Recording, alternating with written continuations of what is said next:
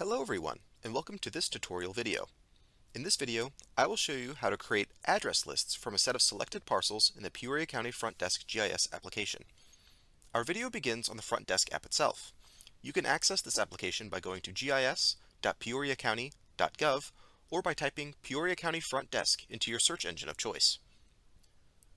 To begin, you will first want to zoom into the area that you would like to create address lists from. Alternatively, you can search for an address by clicking the Search button at the top of the page.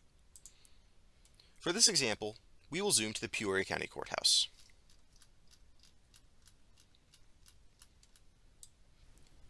To create an address list, we must first select the parcels we want to make the list for. To select your parcels, click on the Select button at the top of your screen. To select multiple parcels, change the selection mode to Add and click on all the parcels you want to select. Alternatively, the selection tool has options for you to draw shapes to select parcels. After you've selected your parcels, the left side of your screen will then display the parcel numbers and addresses of the parcels you selected.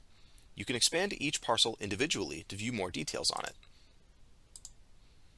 If you do not select the right parcels, you can simply hit the Clear button and try your selection again.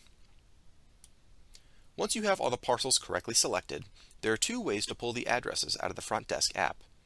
First, you can click More at the top of your window and click on the Export to CSV button. This will export all the address details into a spreadsheet that will be downloaded to your computer. The spreadsheet will also include other property information, such as the legal description and the parcel area. Your other option is to click Create Mailing Labels.